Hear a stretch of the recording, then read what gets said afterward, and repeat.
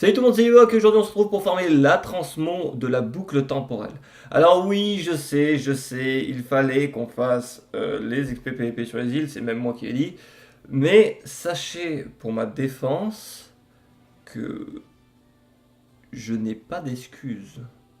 Mais avant de commencer, je tiens à préciser qu'il faut d'abord avoir en sa possession la mascotte Baal, ou sinon on n'est pas éligible à l'obtention de cet item. Seulement, la biquette démoniaque en question là, elle s'obtient uniquement si on a déjà débloqué l'apparence secrète d'une autre mascotte. Et que cette autre mascotte tombe à 10% sur un rare. Alors bien évidemment, je ne vais pas parler de tout ça en détail car il y a beaucoup à dire et que j'ai la flemme. C'est une bonne raison.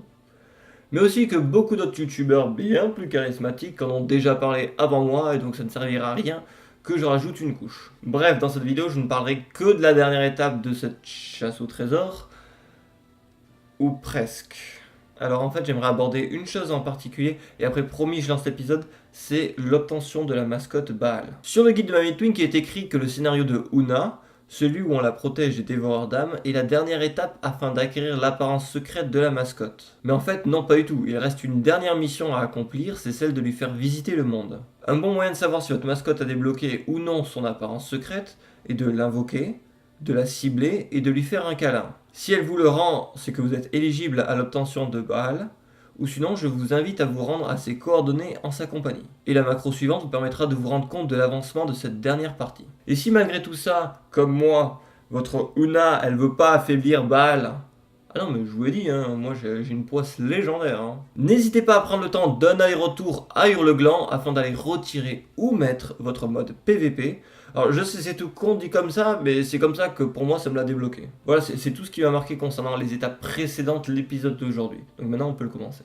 Alors avant de foncer tête baissée et partir à l'aventure, il faut savoir qu'un peu plus tard nous aurons besoin de pièces de stuff. Donc du coup, afin d'éviter un maximum d'allers-retours inutiles, je vous propose dès à présent d'aller à l'hôtel de vente ou sur un personnage qui dispose du métier de tailleur et de récolter un chaperon en éolène, des épaulières en morte-soie, des jambières tissées de givre et une tunique en tisse néant. Tant que vous êtes en capitale, je vous propose d'aller rendre visite auprès d'un maître calligraphe afin d'acquérir un bâton en bois grossier. Celui-là aussi nous sera très utile par la suite. Maintenant qu'on a récolté nos 4 pièces de stuff ainsi que le bâton, nous pouvons nous rendre sur le premier indice. Le premier indice est une orbe située dans les flèches d'Arak, plus précisément dans un panier, à côté de l'entrée du donjon au ray du ciel. Le deuxième indice est une graine étrange située entre les racines et les feuillages, à côté du portail, au sud de la tour des mages à Hurlevent. Retour aux flèches d'Arak pour le troisième indice, qui est situé cette fois-ci un petit peu plus au nord à Sketis. L'indice que nous recherchons est une petite grenouille posée sur un rocher sous l'eau. Direction l'Outre-Terre à présent, rendez-vous en Agran et même plus précisément à Ala pour aller récupérer le Rudius de Proximo. Nous nous dirigeons à présent un petit peu plus au nord vers les Tranchantes et plus précisément vers Ogrilla afin de récupérer un os fragile situé au pied d'un cristal. De nouveau retour vers les flèches d'Arak afin d'aller un petit peu plus à l'est de la zone cette fois-ci au creux des Cétèques afin de récupérer une petite bougie. Dirigez-vous un petit peu plus à l'est à présent vers la vallée d'Ombre-Lune, toujours en Draenor, afin de récupérer un seau en bois à côté d'un feu de camp sur la cime de l'Exilé. On reste toujours dans la vallée d'Ombre-Lune, mais cette fois-ci de l'Outre-Terre et non de Draenor. Il va falloir gravir tout en haut de la montagne la main de Gul'dan afin d'aller récupérer un petit caillou sur la roche gangrénée où jaillit le feu. Le huitième indice est une plante située sous la racine d'un arbre dans le marais des chagrins et plus précisément au bourbier changeant. Dirigez-vous à présent plus au nord vers les Maltaires de l'Est. L'indice que nous cherchons est une fleur posée sur le haut d'un cercueil dans le caveau de Zaeldar. Le dixième indice sur 20 se situe à l'intérieur de la chapelle située près de Karazhan. Il s'agit d'un livre posé au sol en dessous d'un banc. Et quitte à être à côté de Karazhan, faites le raid jusqu'à rencontrer le PNJ Itiar qui vous vendra la formule d'enchantement d'anneau Frappe. Le prochain indice est un poisson mort près d'un feu de camp situé au mont Roche-Noire, juste à côté de l'entrée du bas du pic Roche-Noire. L'indice suivant est une petite planche située dans les ruines d'une maison au sud du bosquet crépusculaire, dans les bois de la pénombre. Rendez-vous à présent dans les contreforts de Hottebrand, dans les ruines d'Alterac, entrez dans la mairie et récupérez à côté du squelette l'anneau posé au sol.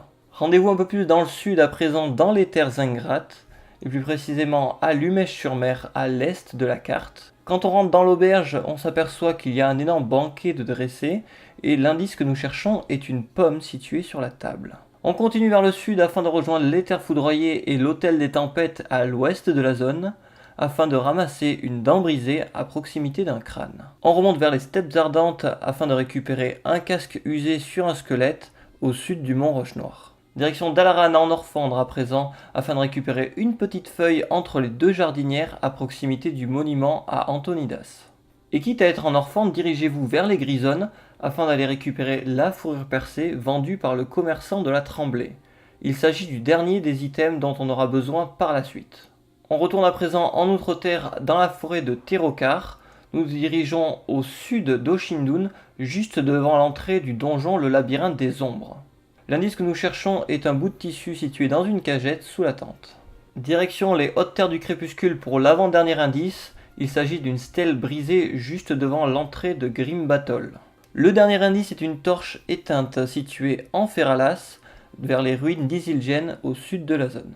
Une fois les 8 items dans votre sac et les 20 indices trouvés, rendez-vous à l'est des hautes terres d'Arati. Là-bas, vous ferez la connaissance du squelette Osley. Discutez avec lui et une note apparaîtra sur la table à votre droite. Après l'avoir lu, enfilez les équipements de qualité verte que vous avez achetés ou craftés et reparlez-lui. Vous identifiant à présent comme un ami, il fera apparaître sur la table à votre gauche une seconde note. Après l'avoir lu, il faudra interagir avec 4 PNJ qu'il catégorise comme ses ennemis. Il va donc falloir gifler Akinatras dans les hautes terres du crépuscule, faire signe à Carnum Tismare en désolacé, acclamer Nogra à Zuldrak, et danser avec Chop Taché au sommet de Kunlai. Cette seconde macro vous permettra de voir l'avancement de ces 4 PNJ, et il est à noter également que vous devez posséder impérativement les 4 items gris dans votre inventaire pour les valider. Mais si ce sont vraiment ces ennemis, quel genre de vengeance impliquerait de danser avec eux?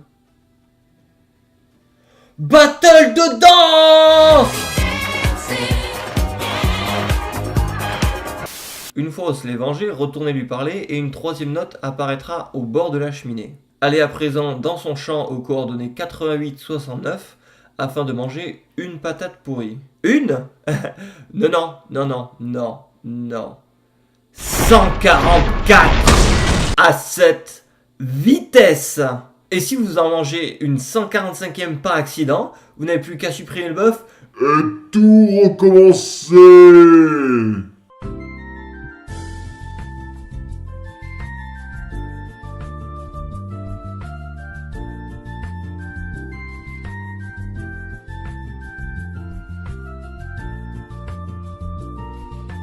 Et attention, car le bœuf des patates, c'est bon les patates, il ne dure que 2 minutes, et oui, donc faut surtout pas AFK après avoir mangé les 144 putains de patates de merde. Bref, une éternité plus tard, le ventre au bord de l'explosion, vous retournez parler une dernière fois à Osley, et un coffre apparaîtra au sommet de sa maison contenant la tant convoitée transmogrification. Et tout ça pour avoir une transmo qui ne va avec rien du tout.